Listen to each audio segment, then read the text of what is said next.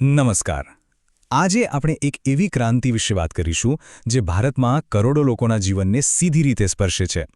હું વાત કરી રહ્યો છું અનાજ રાશનની સિસ્ટમની. જે સિસ્ટમ દાયકાઓથી ચાલી રહી છે એ હવે કાર્ડથી કોડ તરફ જઈ રહી છે. અને આ બદલાવ આપણી કલ્પના કરતાં પણ ઘણો મોટો છે. પણ વિચારો, જો આ માત્ર એક સવાલ ન હોય તો, જો આ હકીકત બની રહી હોય તો, ભારતમાં ટેકનોલોજી હવે લાંબી લાઈનો, વજનમાં ગડબડ અને ભ્રષ્ટાચાર જેવી સમસ્યાઓને ભૂતકાળ બનાવવા માટે તૈયાર છે. ચાલો આમાં ઊંડા ઉતરીએ અને સમજીએ.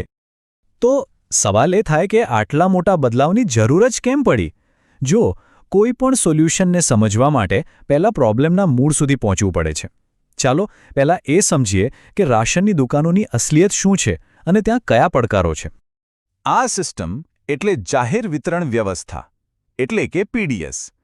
1960ના દાયકાથી આ સિસ્ટમ ભારતની ખાદ્ય સુરક્ષાની કરોડરજ્જુ રહી છે અને એનો હેતુ એકદમ સીધો અને ઉમદા છે. દેશમાં કોઈ પણ ગરીબ વ્યક્તિ ભૂખ્યું ન સૂવે. પણ જેમ ઘણીવાર થાય છે, વચન અને વાસ્તવિકતામાં જમીન આસમાનનો ફરક હતો. એક તરફ સૌ માટે ભોજનની સુરક્ષાનો વાયદો અને બીજી બાજુ ભ્રષ્ટાચાર, ઓછું વજન, કલાકો સુધી લાંબી લાઈનો અને કાળાબજારી. આ બધી સમસ્યાઓના કારણે અનાજનો મોટો હિસ્સો ક્યારેય સાચા અને જરૂરિયાતમંદ લોકો સુધી પહોંચ્યો જ નહીં.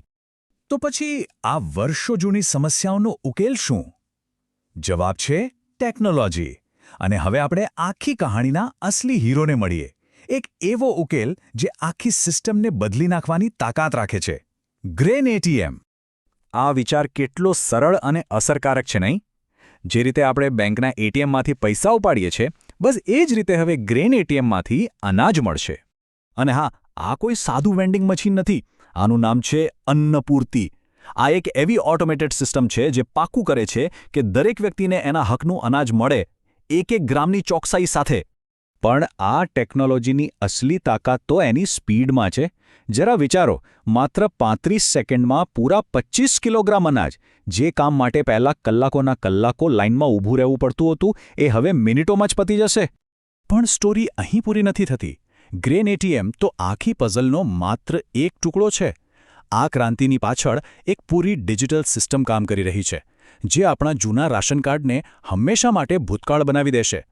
ચાલો જોઈએ કે આ નવી ડિજિટલ રાશન યાત્રા કેવી હશે. આ નવી પ્રોસેસ એકદમ સિમ્પલ છે. હવે કોઈ ભૌતિક કાર્ડ કે લાંબી લાઈનોની ઝંઝટ નહીં. બસ એકવાર કેવાયસી દ્વારા રજીસ્ટર થવાનું.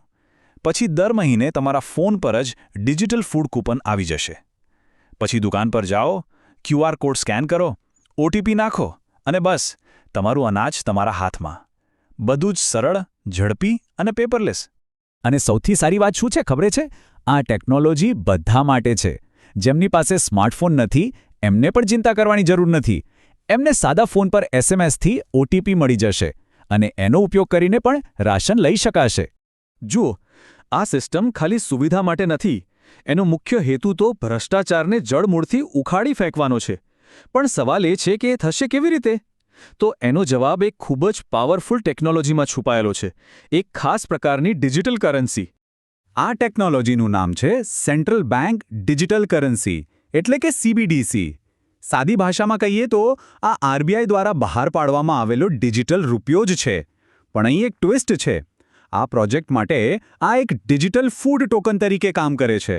મતલબ કે એનો ઉપયોગ પૈસા ઉપાડવા માટે નહીં, પણ ફક્ત અને ફક્ત રાશન લેવા માટે જ થઈ શકે. આનાથી શું થાય? સબસિડીનો એક પણ રૂપિયો ખોટી જગ્યાએ જઈ જ ના શકે. સિસ્ટમ એકદમ લીક પ્રૂફ બની જાય છે. તો આ બધા બદલાવનો ફાયદો શું? ચાલો જોઈએ. પહેલું, ભ્રષ્ટાચારનો અંત, કારણ કે દરેક ટ્રાન્ઝેક્શનનો ડિજિટલ રેકોર્ડ રહેશે. બીજું, વજનમાં 99.99% ચોકસાઈની ગેરંટી. ત્રીજું, જે સ્થળાંતરિત મજૂરો છે એમને પણ દેશમાં ગમે ત્યાંથી પોતાનું રાશન મળી શકશે. અને સૌથી મોટી રાહત, પેલા વારંવાર ફેલ થતા બાયોમેટ્રિક સ્કેનની ઝંઝટમાંથી હવે છુટકારો મળશે. તો આ ગ્રેન એટીએમ અને ડિજિટલ કૂપન એ ખાલી કોઈ જગ્યાનો પ્રયોગ નથી. આ તો ભારતના ડિજિટલ ખાદ્ય ભવિષ્યનો પાયો છે. ચાલો જોઈએ કે આ નાનકડો પાયલટ પ્રોજેક્ટ કેવી રીતે એક આખા દેશ માટેના વિઝનમાં બદલાઈ રહ્યો છે. આ આખી સફર 2023માં શરૂ થઈ, જ્યારે મેઘાલય જેવા રાજ્યોમાં આ મશીનોનું ટેસ્ટિંગ થયું.